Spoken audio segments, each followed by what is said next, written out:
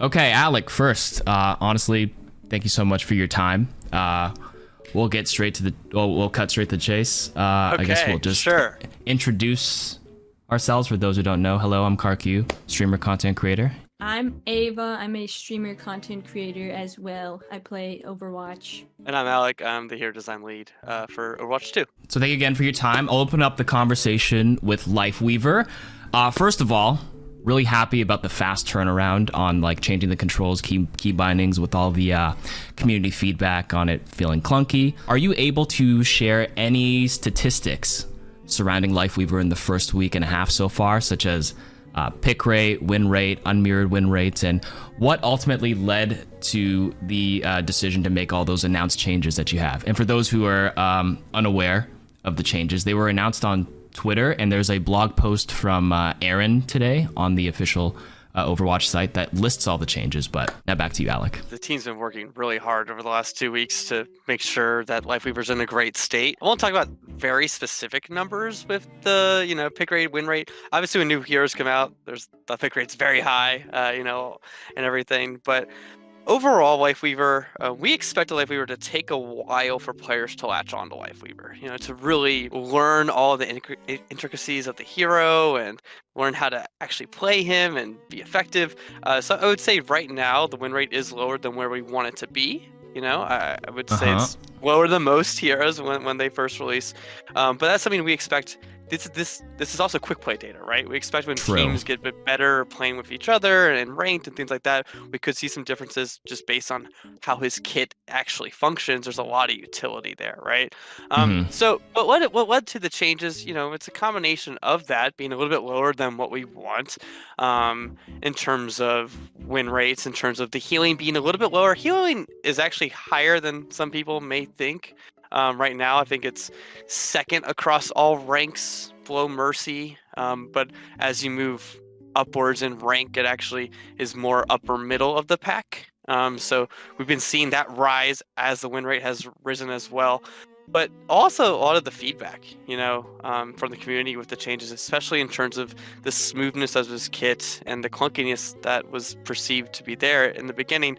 So we really wanted to action that very quickly. As you know, there's a new control scheme that you'll be able to play with where primary fire and secondary fire are on left click and right click, and the dash goes to double jump. That's one of the things where we wanted to action quickly, especially on console, on controller. That in particular can be really hard to use weapon swap as much as Lifeweaver was doing throughout a match. So combination of the feedback, combination of some of the data that we've been seeing, and we just want to make sure that Lifeweaver's release window is as successful as it can be. When you mentioned like the healing was actually middle of the pack, you meant like the healing per 10 on average was like better than what people probably perceive? Yeah, definitely across the board. Okay. So, as you go to Masters and up, it definitely is more like top middle, and that's on PC specifically. On console, it's actually second, behind Mercy. But across all ranks, Lifeweaver is looking around second in healing per 10 overall.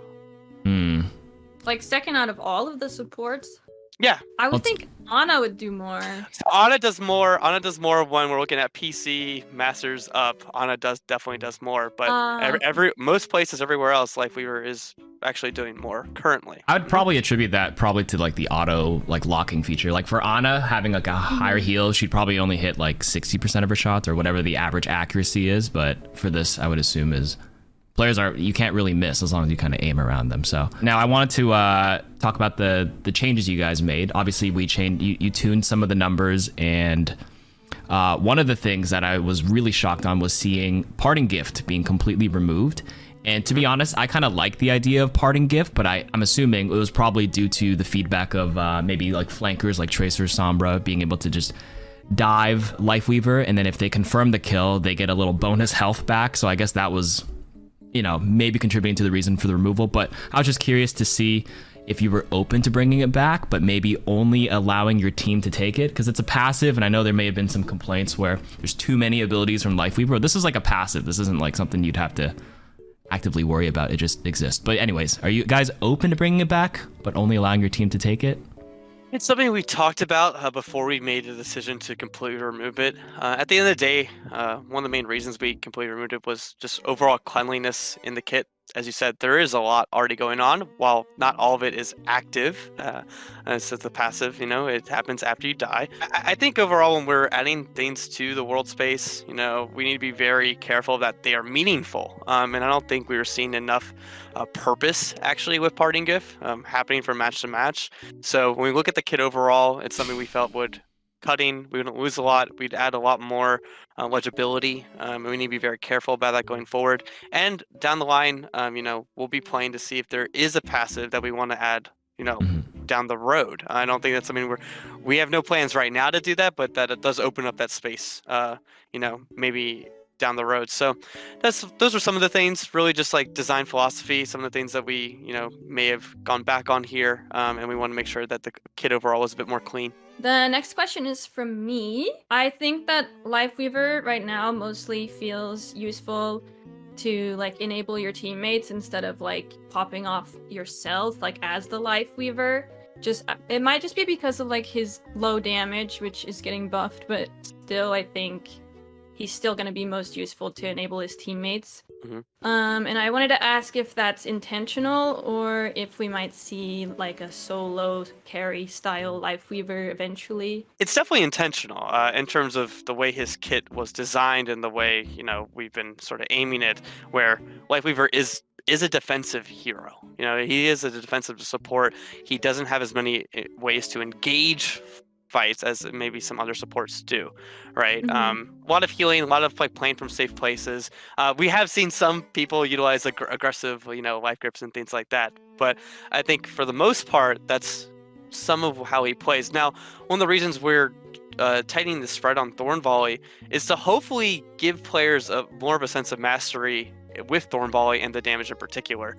It's one of the things that it's really low right now, but tighten up the spread allows players to just feel better about that and actually express a bit more skill with that as well. And we can hopefully see some discrepancy between players that are newer to Lifeweaver and players that are actually starting to master his kit. So I don't think we're ever going to see solo carry in the sense of getting a ton of kills, but hopefully that allows you to be a bit more proficient, and hopefully the rest of the utility you can, there's still a lot of playmaking within Lifeweaver's kit too. Right. And that was one of the reasons like we wanted to help out the ult a little bit too, to make that moment a bit more impactful as well. Do we have an exact number on like how much the spread tightened roughly? Was it like 25% tighter spread or I had to anything double like check that? off the top of my head, but it basically the inner ring is tighter in itself, so it's not as like unruly overall.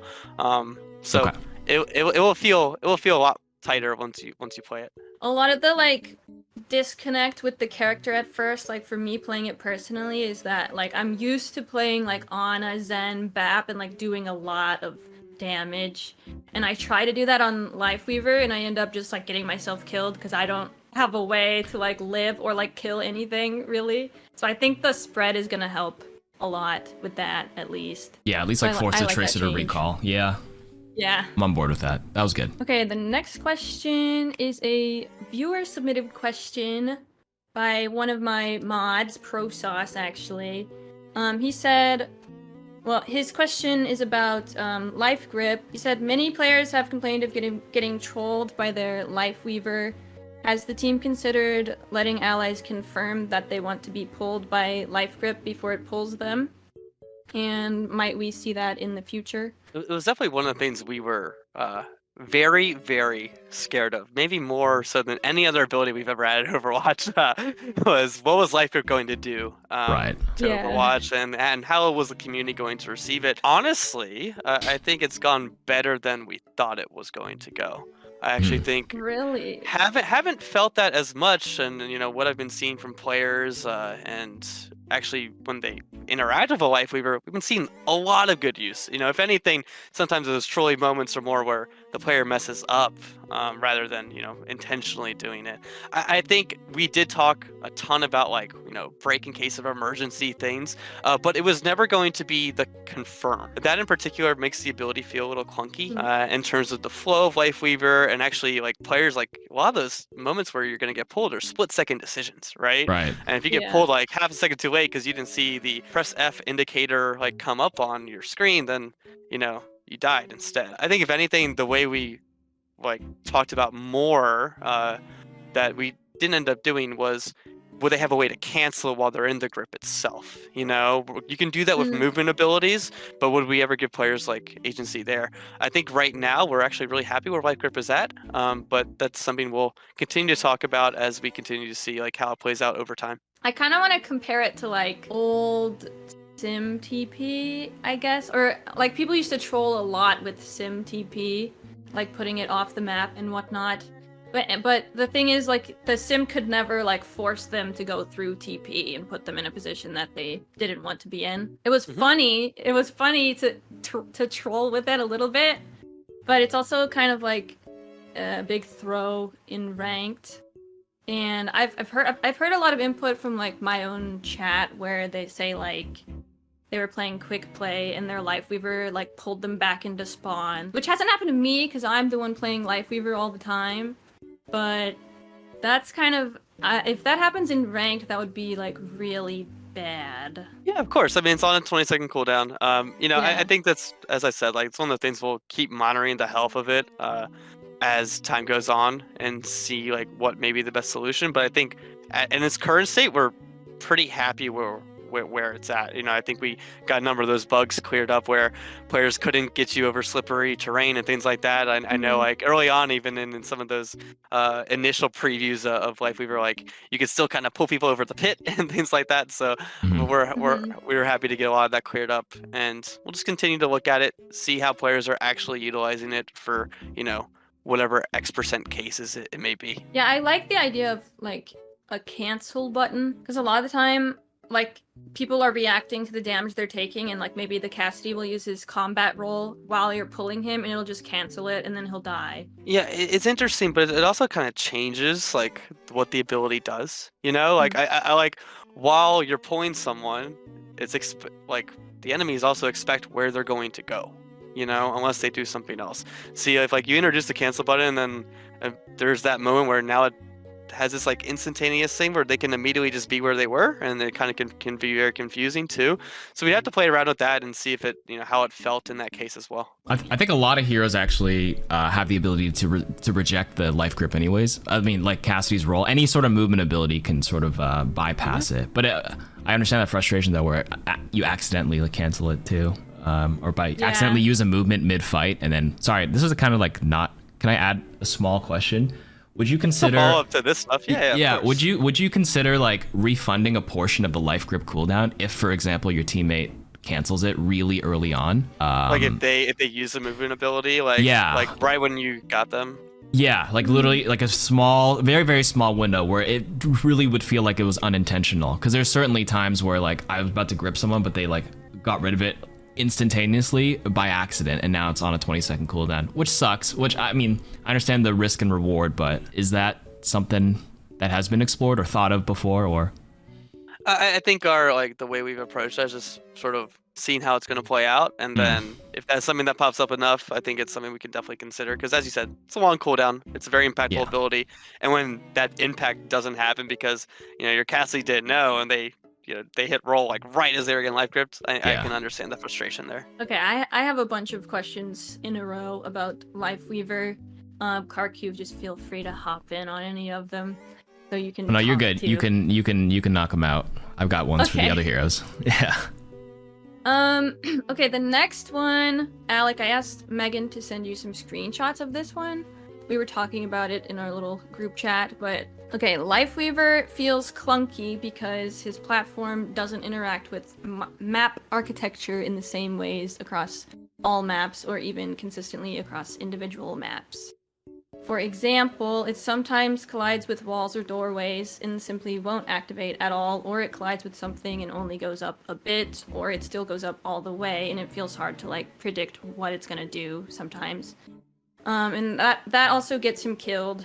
Are you guys looking into this at all already? I know you guys have changed the platform a lot already, but it's still like not entirely consistent.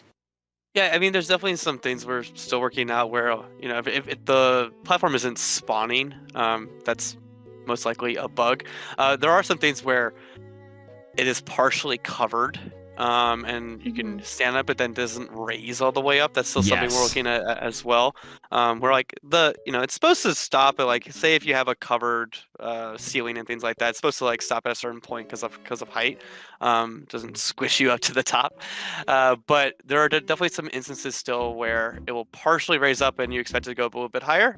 We're looking at that, seeing what we can do about it as well. To add on to it, like to get a bit more specific, there's like places where you can throw it and it'll just bounce off of a wall and land like in a better spot. And then there's sometimes where it won't bounce off the wall and it'll like go into the wall and then it won't activate because it's like the center of it's in the wall. And that feels like hard to predict what's gonna happen when you throw it sometimes, because sometimes it bounces off and sometimes it just goes in the wall and then won't work. If it's going in the wall and it's not working, that's a bug, and we're jumping on those right now for sure. Okay. It's not supposed to happen. Yeah. Well, okay, I sent Megan some screenshots of Cool. places Thank you. where that happens. Yeah. Thank you. Seriously. The next question is about life grip and inconsistencies with that as well. Like, okay, it's kind of like old hog hook in a way, but with your allies, where like sometimes it will like pull them around all sorts of things straight to you, and sometimes it doesn't go around things, and it doesn't like, there's like small spaces it won't go through, but it goes through other small spaces. So it's hard to like know if it's gonna work. Yeah, I mean, the ideal case of what we want to happen there is that it does go around those things. You know, it does work its way around corners and things like that. If you have that LOS when you first use it, it's going to try to work around small objects and terrain to get to your origin point where you use life grip. So if it's breaking at some point along that path, that's something, you know, we're still looking at. But the intended behavior is to work around those objects in that terrain. My second to last Lifeweaver question. Lifeweaver doesn't have much counterplay to being dived. Even when he uses his pedal platform after being dived, a lot of dive characters can just pursue him again. Has the team considered giving Lifeweaver a boop, maybe instead of a dash? And can you elaborate on if we might see that in the future? So I actually think he does quite a good job against being dived versus certain heroes. I think if you're getting, you know, if a Pharah and Echo gets you, I think you're kind of in trouble. That's one of Lifeweaver's weaknesses, though, where if Lifeweaver is in a bad spot and doesn't have the platform ready, that's one of Lifeweaver's biggest weaknesses. And you should be able to secure that kill if Lifeweaver doesn't kill you with Thorn Volley, which isn't a ton of damage. If it has a lot of damage itself, but you know, not necessarily the duelist that some other heroes in the game are. I think that we want to keep that intact overall. But right now, when we look at like some of the data that's coming in, his deaths are really low. Actually, very low compared to a majority of the cast. So we're pretty happy in that sense, where he's able to play from very safe places. You know, if he does get dove in that sense, I think that's going to be one of his weaknesses going forward. Platform, though, is able to protect you. It's a pretty healthy barrier in that regard. I think by taking away the passive as well, you won't be as punished as you once were before. So I think we're content on how that feels at the moment. As players continue to learn how to utilize the dash, how to utilize the platform, how to actually get out of those spots and just figure out their positioning before they get into that situation as well. I'm kind of surprised to hear you say that he has like low deaths, because when I play him, I swear I'm like just feeding a lot. Like, yeah, he's quite trying to think exactly where, but it's definitely like lower third of all supports in terms of deaths. So he's actually very defensive in that regard. Actually, there was a very interesting phenomenon when Lifeweaver first got added to the game, where everyone's deaths dropped. So that was a comment, and it was by a significant percentage. It was something, it's gotten back to normal percentages, but it was something we were very curious about. But it's mainly because of how defensive Lifeweaver is and saving people, but it's also because Lifeweaver himself wasn't really dealing out damage and doing any kills. And when you have that high percentage of Lifeweaver in games, it brought it down by a significant amount. So, but yeah, no, overall he's actually surviving. He takes a decent amount of damage, but he's able to survive pretty well compared to the majority of supports. Maybe it's because of like my MMR, or like because I'm just playing him in quick play and I'm getting matched against people. I swear they're going Doomfist, Echo, Mercy every time, and if I use my platform, I'm just dead. Like, I just die. Yeah, Echo's pretty tough. Echo and Pharah are probably the two toughest, with Lifeweaver in particular, because your escape is high ground, and then they're just still right there, right? Yeah. Last question is a really popular question, I think. Are you guys considering reducing Lifeweaver's hitbox? It's something that we're still talking about, but we don't have any dates right now to share. Whenever we change hitboxes or anything, model wise, it is quite a lot of work. It can involve multiple things depending on what approach we take in particular. So that's something we're still talking about. It's not going to be in any of the immediate changes, but it is something we're talking about. Looking at the backpack and those sorts of things that he has, the pedals on his back. So nothing to confirm right now, but we are discussing it. Do the pedals actually take damage? Like, are they part of it? Yes, they are right now. Yeah. Oh. So he's fairly wide in that sense, right? Yeah. I don't look into the numbers or like, I don't test it. I just I know how it feels when I play the game. I'm like, wow, they really hit me around that corner. Okay. Like, his hitbox feels so big. I'm gonna ask about Brig right now. What do you guys think so far? What does the dev team think about these Brig rally changes so far? About a week and a half? Any statistics to share?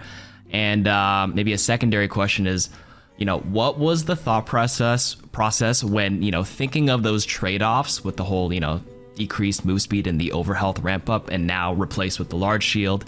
And of course, the biggest contention, the stun. Yeah, I mean, overall, we wanted to give the ult a lot more texture in a sense where I think the previous one felt a little flat in terms of the moments you were getting. And now, you do have the big shields, so you have a lot more choice within your ultimate, I would say, where you have the big shield and you can be defensive with it. You can get close sometimes and you can use the stun. You don't have as much movement speed as you did previously, but so there's a lot more activity, I would say, within the ult itself, and we're happy about that. It does feel more engaging and everything, and it was very interesting seeing all the responses to it because it's quite mixed. I think there were some people were saying it was going to be one of the things that was going to bring Brig and maybe ruin the meta, and others are, I think now even some of the top Brig players are saying, hey, it actually isn't as good as the previous one.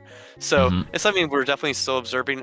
Brig's win rate in particular hasn't changed much. Hasn't changed. I think it's pretty close to where she was finishing up season 3. So she was strong though already, and there is a bug with some of the armor gain you have with it right now. So we're gonna be fixing that. We'll see if it's pretty minor, but we'll see how that changes anything. But that's one of the things, when we get into ranked play, we're going to be looking at, with Lifeweaver, we're going to be looking at what's going on there and seeing how the meta evolves. And, she'll be on the radar for sure, just because she was already in a really good spot and she got this new ult. So if there's any changes we need to make, we'll get in there and make them. But at the moment, we're pretty happy with the initial reception to it and how it's been playing out. So yeah, good so far, at least. Yeah, so nothing too alarming. That's actually quite good to hear then. The changes were super alarming at first. Everyone was like, no, goats. It's bringing back goats memories, but it's not really that bad. I think it's because the stun doesn't last as long as it did in Overwatch 1. Because I feel like I can't pull off the one-shot kill on Tracer fast enough, at least consistently, with the bash swing whip shot. She's able to recall quick enough, because I think the stun is shorter, right? If I'm not mistaken. Something along those lines, yeah. It's also one of those things where it's when you theorize it and you have this giant shield and you're like, I'm going to stun the entire team and all this stuff. It's that doesn't really happen as often as you think it might do when you're just running around in training grounds or some early versions of it just to show off what it's doing. I think in an actual match, you don't get those moments as much. So there's a lot more where I understand why the changes can feel very when you read them could feel oh, this is crazy what's going to happen here. But the way it plays out, those moments don't happen as much as you might expect, you know? Yeah.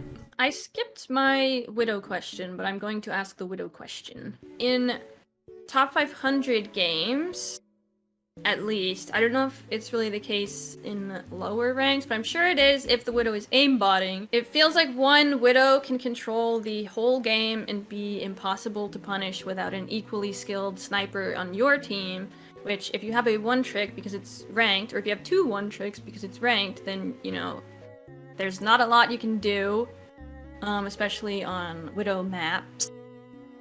Is the team looking at changing Widow at all? And if you are, can you share what part of her kit might be adjusted? You know, it's something that's definitely, I think, been discussed recently as well, because season 3 in particular had a map pool that was very sniper friendly, I would say, with a few of the maps.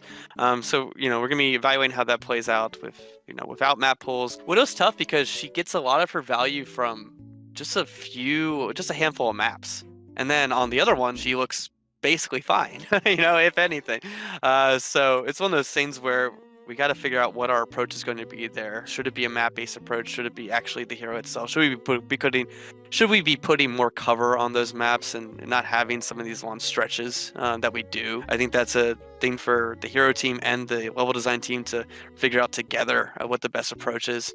So no changes to Widow right now, but it's something we're actively talking about again. Just, you know, one shots in particular, snipers in particular, for this case. What is the best solution? Is it looking at the heroes themselves and trying to soften what they do, or just giving other players more agency in how they can like approach and feel a bit more smart about how they can flank Widow and things like that, and giving them more options within the map itself? Because it is an FPS game, and you know, it's like there should be snipers in an FPS game, so it's hard to like balance that. Yeah, and just to clarify, there's nothing planned there, but we're like talking about like what is the best way to approach, you know, this issue in the game itself, right? Well, my next question is about Moira. Okay, so we recently got the Moira change where she can fade in Coalescence, and I was wondering if we're still going to see a Moira rework eventually, or if the fade change is like the last change we're gonna see for a while. Yeah, I wouldn't call the way we're looking at Moira a rework in the same sense of like how Sombra is going to get a rework. But I think with Moira, we're still looking for utility there. It's something that isn't at the top of our list in terms of, you know, how other heroes are playing and maybe some of the other issues that are facing those heroes, which may need more attention. Relatively happy with her place and, you know, how she plays and the simplicity of her kit and everything.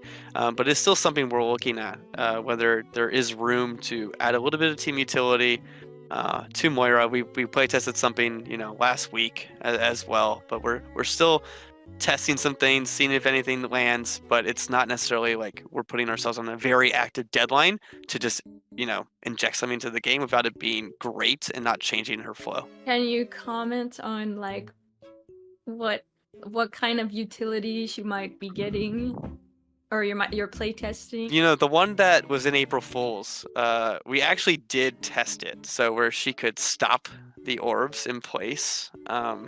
But we think that's probably better on, you know, perhaps other heroes actually defining that space a bit more. But that was something we actually tested. Didn't love the results of it. So there's a number of things we've been trying. I think previously I mentioned we tried, if you used Damage Orb, it would actually reveal enemies as it was touching them as well. That's something else we tried. Oh.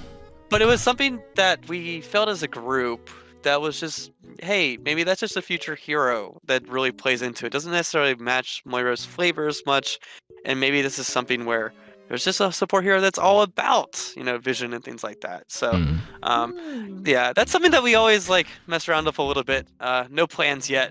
Nothing even in development right now. But it's something where if we do that, you know, we'd like to make sure it's like very focused on who the hero is. Do you read any comments on social platforms? On Overwatch content, out of curiosity? Time to time. Time to time? Okay, so I only asked this because one of the most commonly upvoted comments is, well, that's another reason to nerf Genji. I don't know what it is with this obsession with Genji. So, on the topic of Genji, does the team feel that Genji is underpowered right now and may need a small buff, especially after removing that movement speed DPS passive from Season 1? I think that's the biggest point of contention. Once that passive was removed and then they tweaked some of the ammo and stuff, now it's been up in the air since from the community, at least the commenter community on social platforms. It's just better nerf Genji everywhere. Anyways, any comments on Genji? Yeah, if the question, the way you phrase the question, so is Genji underpowered and needs something? I would say no. To that, you know, we've seen Genji kind of just be above 50% ever since his, you know, he at the peak of the release of Overwatch 2, you know, he was way up there. He was separating himself from the group quite a bit. Right. It was like before Sojourn kind of caught on as well. After those initial nerfs, you know, he still has been one of the most popular heroes and doing quite fine in terms of all that. Does that mean we are never going to do a change that's going to be a buff to Genji? No. So does he need something? Is he underpowered? The answer is no. Will we see something in the future? Maybe, even with that information, right? I think sometimes we do like to come in and make sure that the players and the heroes that they're playing, you know, they feel impactful. So it can't just be about like, okay, the win rate and everything like that. It's like, how successful are you feeling on Genji? And if, you know, we've seen a lot of feedback around there, and if there's ways we can make that a little bit better without, you know, breaking his win rate through the roof, you know, I think it might be worth some time to look at him. Okay. So the perception, at least the perception of Genji being weak is maybe a bit misguided. He's actually not as bad as people think. That's what I'm taking but still, away from it's still important, right? Perception is key there in terms of like how players feel when they're piloting the hero. Nanoblade is so strong, especially in ranked, but the rest of his kit is like a little low impact a lot of the time. I'm just putting that out there. Oh. Yeah, it depends where you are, right? It depends what rank you're playing at and things like that. I think some players don't know what to do against Genji when he dives in the back line. They get really scared and kind of fold at times too. So yeah, it's a tricky thing to solve in particular. Our first question about Mercy is: many people have complained about damage boost and res making the game unfun since Overwatch 2's release, which I think way more people complained about it after Overwatch 2 release than they did in Overwatch 1, and I didn't really get why, but maybe it's because it's 5v5. Anyway, can you give insight on any potential changes that the team has considered to Bluebeam and res? You know, we are pretty happy with both of those abilities still. I think you know, I think our changes have kind of spoken to that as well over time. The thing we've been looking at is more GA. In particular, I think Bluebeam does a great job of allowing Mercy to have this fluidity between primary fire and secondary fire. It feels really nice. You know, you feel pretty active at certain times as well. So it gives you this choice to make. So right now, still pretty happy with where that is at. No changes in the near future, at least. You mentioned Guardian Angel, so I have a question about that. So you guys changed Guardian Angel again in Season 4. I'm not much of a Mercy player, but at least on the surface, it kind of feels like Mercy was sort of being punished for performing like the movement techs, whether it's super jump or slingshot. And I think you guys mentioned it was that sort of like internal cooldown was implemented as a quick fix to kind of allow her to GA again after a res, if I recall correctly. But anyways, how do you guys feel about the GA changes thus far now that we've had like 2 weeks for it to marinate? Are we happy about it? Looking to revert it maybe, or adjust it or tune it just a slight bit more? Tough problem, actually. I think in particular we're still evaluating. The team's been pretty heads down with Lifeweaver stuff, so we're still evaluating exactly how this change in particular is going in Season 4. I think the one thing that sticks out to us is we want to make sure we keep this ability simple in some way, right? And I think even like the way people respond to like reading the patch notes, where it's like, oh yeah, there's all these little things that may read very hard to understand. Well, we don't want to necessarily overcomplicate the ability too much. And I say that kind of going into, it'd be really nice if we had some solution where some of those micro movements weren't punished as much as the rest of it. That was visible and understood. So that's something where it's from both sides of players, right? For players on Mercy, but also players that are playing against Mercy. They have to understand, like, when is Mercy going to fly again? When is Mercy going to have that ability up again? And being able to accurately predict that, I think, is very important. So there's still some things we're talking about. I think we want to make sure that it's simple to use, but also doesn't take away too much skill expression as well. And those are some of the internal talks that, we're having at the moment to see what's the best solution going forward. And then overall, we don't want to be in this place where we're changing GA over and over and over again. And I think we gets changed all the time. yeah, it hurts with your muscle memory, and it's kind of I think it's frustrating, I think, for some of that player base. So it's one of those things where we'll evaluate, don't want to make any changes too quickly, really see how it plays out, making sure that we're not just like, week over week making another change to one of the things you're doing constantly in the match itself, right? So but yeah, I would say that still evaluating. I don't think where we're at right now is perfect, and we'll see where we land. Moving on from Mercy, another change in Season 4. Under the bug fixes, there was a change with Ashe, where she was no longer able to gain ultimate charge while Bob was active. And if you look back on the patch notes from, I think it was June 3rd, 2019, there was a fix where I think a note where they now allowed her to gain ult charge with Bob up. And now in 2023, it's going back in the opposite direction. So if possible, could you kind of elaborate on the reasoning behind this and comment whether this is something you were looking into for other heroes who are also able to gain ult charge while an ultimate is up, such as Wrecking Ball's Mines, or Hanzo Dragon, or Torb's ult? I think it's one of those things where, it's been 4 years, so some things do change as well. That's fair. I would have to dig into this one a little bit in terms of, because that's sometimes the way, we work with bugs is those can come in and individual designer gets assigned to it and doesn't necessarily go through the entire process of why it was changed. It was just like, oh yeah, here's this bug, I'll change it. So I think this one might have slipped through in terms of some of that discussion that needed to be had there on the team and figure out, like, okay, the philosophy behind it. But so that's one we'll follow up on. We're still talking about what should be the approach for the other heroes as well. Did you say that mines, like, he gets more mines charge while his mines are up? Yeah, that's been a thing since forever. So, like, while his mines are up, so if he's in the air and he mines and then he pile drives, the pile drive will, like, grant ult charge towards the next mines. If the mines blow up, they don't add to his ult charge from that source of damage, but it's like the other part. So only a few heroes are like that.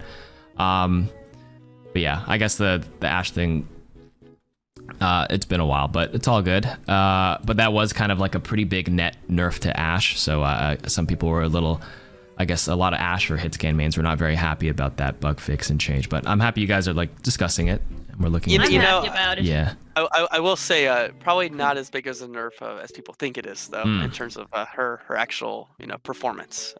Right. I will say that. Yeah. She gets pocketed a lot too, so that helps her do damage. Okay, my question is about Junker Queen. So, Junker Queen is pretty widely regarded as the worst tank to have on your team, if not Roadhog. Is the team currently looking to make any changes to her? And if yes, will they be just numbers changes, or will it be more of a rework? So she won't be getting any rework. We're actually really happy with her kit overall. I think we would, at the same time, would love to give Junker Queen a little bit more playtime, a little bit of time in the sun. I think that time was sort of during one of the betas, right? Rather than where, like, the player base got to see what that it was. Unfortunately, that's not the type of change we want to make, where her shout was just keeping her whole team alive, and you kind of, like, were returning to this sort of meta where things weren't dying. I think we have to be very careful with the way we look at her and the way we do buff her. I think if it's team-wide sustain at very high levels, that can be very frustrating.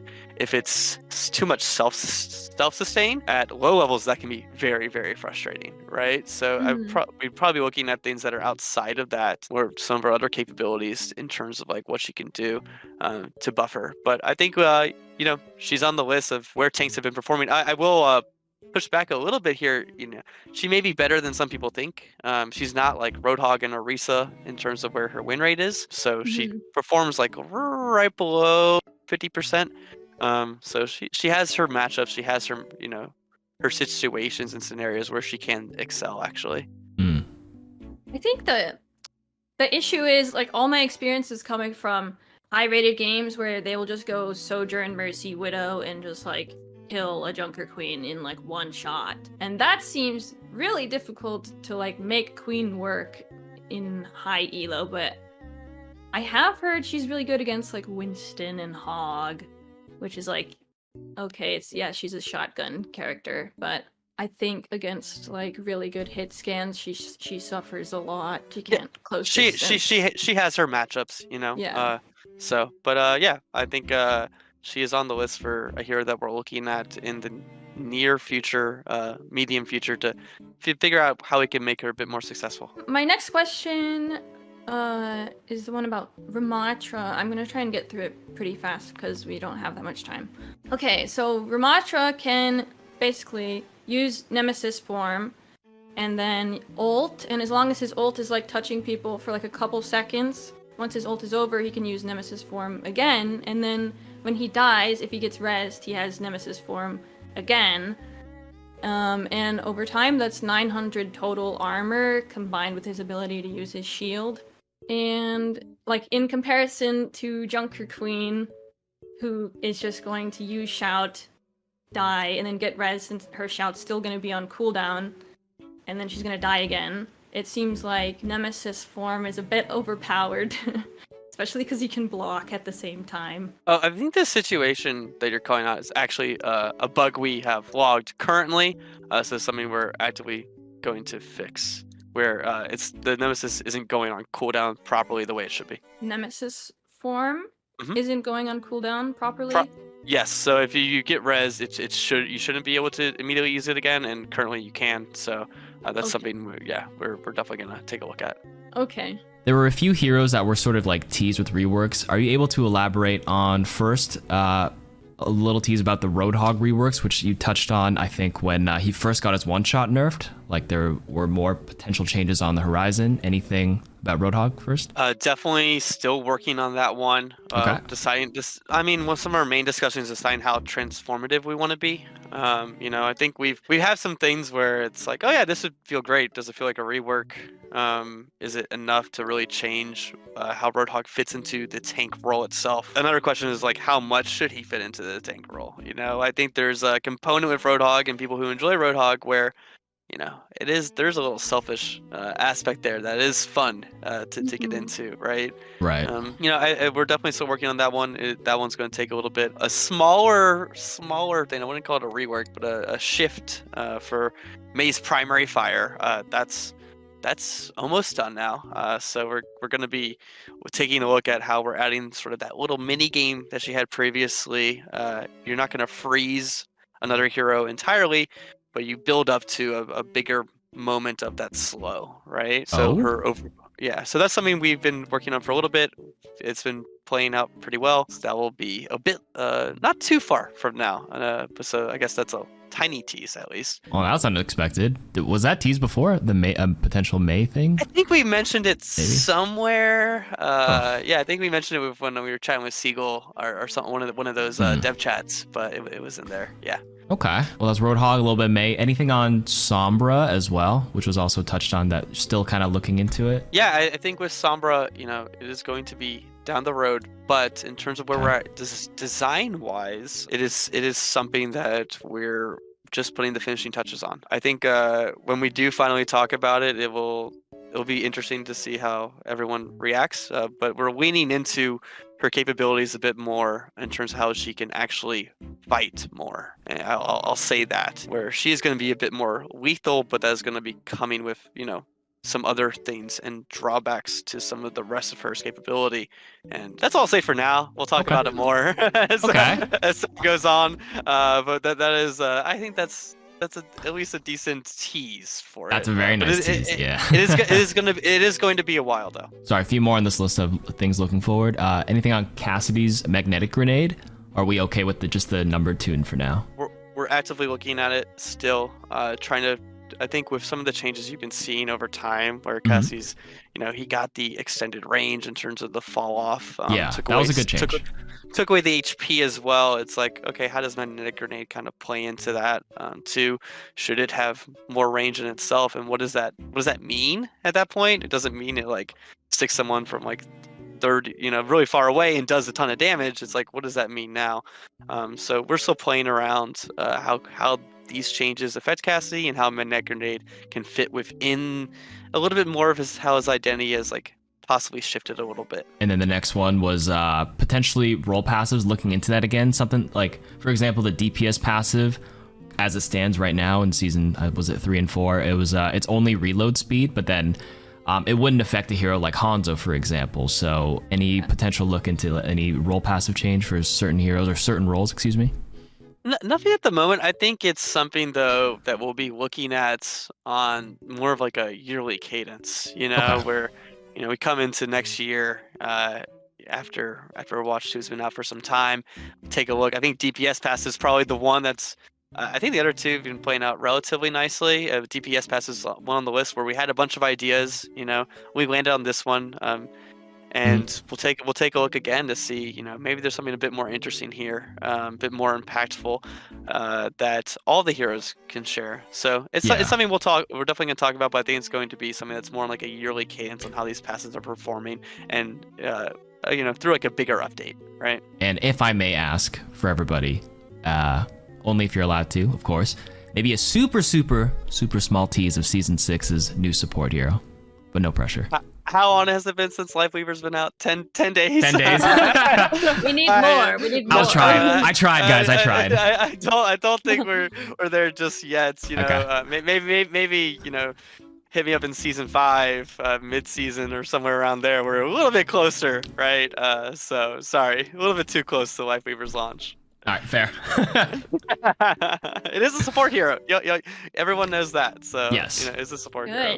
Yeah. Okay. Good. So the last question we have is more of like a general balance philosophy question. This one was submitted by a Twitch user called Cyclops. Well, he said, there are 2 hero design philosophies I sometimes see clashing. One is that heroes should be fun. Fun comes first, and then we look at balancing afterwards. The second is that heroes have certain character-defining abilities, and you don't want to remove them completely. These 2 philosophies seem impossible to coexist. For example, with May Freeze, Sombra Hack, Mercy Res, Damage Boost, and One-Shot abilities. Would you ever budge on the identity of a hero to make the game more fun overall? I think we have at times, right? I think Roadhog taking out that was budging a little bit, but it's important to us overall that the heroes fill out these fantasies. I think like with Widowmaker in particular, it's important that a lot of these things are very sharp, right? I think a lot of these things need to feel like you're capable, and because if they don't, I think your game starts to lose a lot of texture, and if everything's like too smoothed out, it can be like, well, where's the fun moments? Where's the Overwatch, that I came here for, where I get to feel like a hero? When those things become, egregious, that's where we kind of are, the response is so strong. I think that's when we really start to look at them, start to do some things and make some, and ultimately sometimes we'll make changes in that regard. But I think if we do it all the time, we end up with a game that, may not be as fun overall, even if there's some of those moments you remember, you're like, oh man, I don't like that one thing. I think that one thing may be really important to the player on the other side, and that's the reason that they love their hero. So it's something we have to balance all the time. We budge at certain times, and going forward, we'll continue to make exceptions where we see is fit. I think there's actually, like, people are kind of used to the changes now, but like that you actually did change May Freeze and Sombra Hack. Mhm. And like Sojourn's one shot. Yeah, and I think some of those didn't necessarily ruin the character's fantasy. I think with May, though, we may have gone a little bit too far, and that's why we're bringing some of that back into her primary fire to make sure some of that identity is still there. We removed it because we took this overall broad view of CC in the game, and I think that was a good decision overall. But where we still need to evaluate that decision and see where we lost out, and see if there's any room there that we can bring back without getting over that line again. All right. Well, this is fun. Thanks. There's a lot of great questions in here. Thank you for all that. Thank you for all the feedback. This is a great time, though. Yeah, Thanks thank you, Alec, for your answering all the time. questions. Yeah, seriously. Yeah. Really appreciate your time. Thanks for this. Any last thoughts? I think we're good. Just want to say, thanks to the Overwatch community, all the feedback on Lifeweaver and everything. It's awesome seeing, how everyone's reacting to the hero, what everyone's finding, like all the different play styles, and we're excited to see how that continues as Lifeweaver enters comp next week. So ranked play, and we'll be really excited to see. Yeah, thank you again for the really candid responses and communication with everybody. Doing stuff like this and the fast turnaround for the Lifeweaver feedback was really great to see. So I just want to thank you on behalf of the Overwatch community for that. And yeah, thank you again for your time. I won't take up any more. All right. Thank you. Cheers, y'all. Take care. Cheers.